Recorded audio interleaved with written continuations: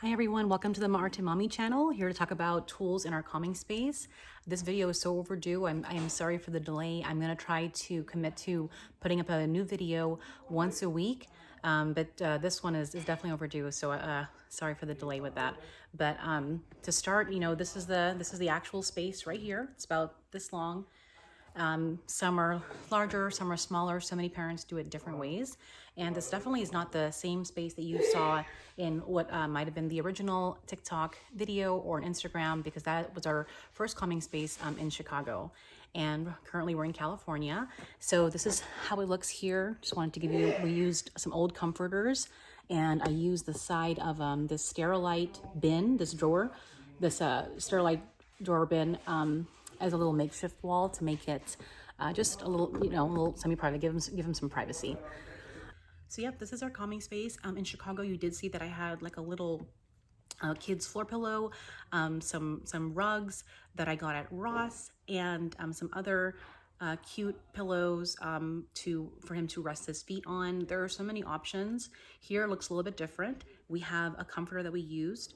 And then we have some old pillows that I put here in the corner just to give him something to rest his back on, and all of his favorite stuffies that he can hug and just to keep him company when he's in this space. So there are, you can use an old comforter, you can use an old bath rug, yoga mat, throw some old, throw blankets together.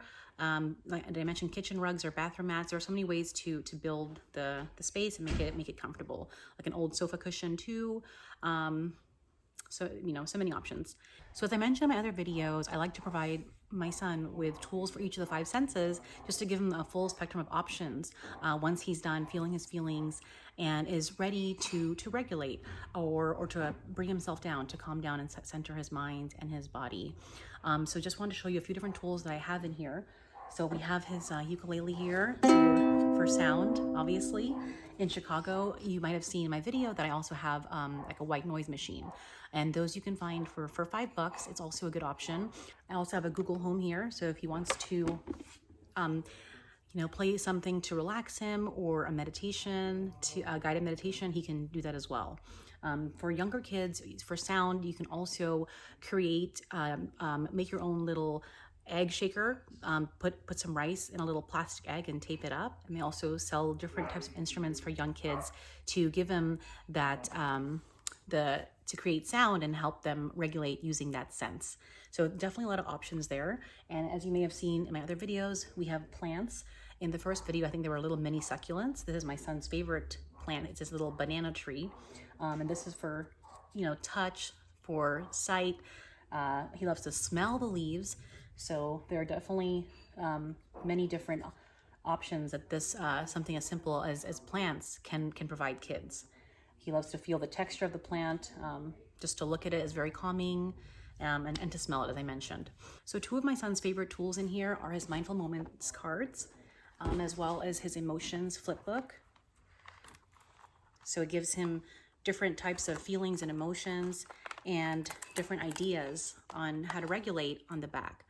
The link below, if you click on the link below in the description, it will give you links and information, all the products and tools that we have here, and also some options for DIYs and also for materials that you can access online for free. So for example, my son's interactive breathing chart right here, you can print this for free, and that's also in the description. If you go to the link in the description, you'll see it there. But there's lots of different options for breathing charts, and it's interactive because he follows this with his finger as he's doing deep breathing. This is a feelings chart here, which you can also purchase or you can print online. Those links will also be in the description as mentioned. But yeah, there's lots of resources if you're not looking to spend money on new things, or on a budget, whatever it might be. There are lots of options and to be able to build this on a budget that you see fit. Okay, so some other tools here. My son loves puzzles. These definitely help calm him down. So I like the wooden ones because it provides like a solid base for him, and it's easy to put on his lap or on the soft material at the calming corner. Different tools here. So he loves puzzles. I keep this little tray I got at Dollar Tree. It's a little baking pan that he can use for when he's working on these puzzles, or if he's going to use kinetic sand or Play-Doh, which of course is for sense of touch. And I also have because he loves puzzles, it helps. It's a great mindfulness exercise. But this one, I love the wooden base because it makes it easy to do the puzzle, and just keeps it all neat and tidy. When you're working in the calming space on your lap or on the cushions, it just keeps it nice and tidy. And I'll provide some links for that too. So when I mentioned Play-Doh, it's great for touch, but there's also some other Play-Doh versions like Crackle, and so that satisfies the sound and touch. But also for sight, we have these calming jars. These are DIY calming jars. And you might have seen in my original video, we had a plasma ball in Chicago. Also found that for $5. There are some reasonably priced plasma balls out there. So if you don't want to purchase any of that stuff, you can definitely build your own calming jar. These are super easy to make. Also, links are provided in the description. So it's a very fun project to do with the kitties. And as you can see, we have a couple here. So that's for sight. This right here, loves this. It's a little little fan, and it creates that effect of the wind, fresh air. It was especially helpful in Chicago when we weren't able to go out a lot because of the snow. So this is great for so many reasons, and he loves it. What else do we have in here? Reading, his favorite books. Loves to read. So it's very calming for him, relaxing. He has some little note cards that he can draw to draw his feelings out. Coloring book. As you may have seen my other videos, when you're upset, body temperature goes up. Baby wipes helps to cool him down. We have a DIY Play-Doh as well here. And I just put them all in these little buckets I got from the Dollar Tree, just to keep everything nice and organized. And that just changes the different tools that are in here. It changes depending on age. Some things that were in here before are no longer in here, and he lost interest or doesn't really help him regulate anymore. So it's just about being flexible with what goes in the space. I also, you might have seen my other videos, a little trash can here for tissue. Help keep the space nice and tidy. Sanitizer if they're old enough so they can use it after blowing their nose, or if they're about to play with Play-Doh or kinetic sand, just make sure their hands are clean. They can use sanitizer. You may have seen my other video too. I mentioned essential oils. So this can be used if you're rubbing it on, for meditating behind your ears.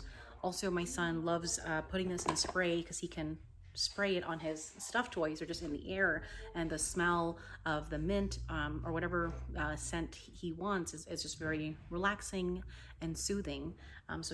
We love aromatherapy. Like I said, it can be used in either form. We also have these little pencils, little stretchy thingies here, and my favorite squishy, which I also will include in the link here. Love these squishies. There's so many different kinds. Some are not great quality, but my favorite ones are linked in the description, that have been pretty durable, and they don't have that strange odor that some squishies may have. So yes, very relaxing. Also try to keep water, keep them hydrated. Obviously, aromatherapy is for smell, for touch as well. If you're rolling it on, if you're rolling the balm on, and it satisfies that sense. And for younger kids, I would use maybe some orange peels, or you can spray you can make a spray and not leave it in the space for them. Sorry about that. But you could spray it on the stuffed toys when they're in the space. So that's another option as well. The last thing I want to talk about, so those covered the five, that covered all the 5 basic senses. And we also have 2 other senses. I think there are a total of 8 actually. The first one is vestibular input, and this seating cushion here, it's a wobble cushion. Link is also in the description. has two different textures, seating textures, and it just provides that airflow. So when you're sitting on it, it provides movement while sitting. So it can give that vestibular input if the child needs that, and it helps them regulate. So you can include this in your calming space if that works for your kiddo. The other one is proprioceptive input. It's like the need for pressure. So sometimes he wants to chew gum, so I leave gum in here. It's also for taste, but also the sensation of chewing has been very helpful in helping him center himself, and it's actually being permitted in schools more and more because there is evidence that supports that gum satisfies that proprioceptive sense and is able to just center and ground him. So also proprioceptive sense, I love to leave little weights here. So little 5-pound ball if they're old enough. Another option if they're younger is a weighted stuffy. A weighted stuffy or a weighted blanket.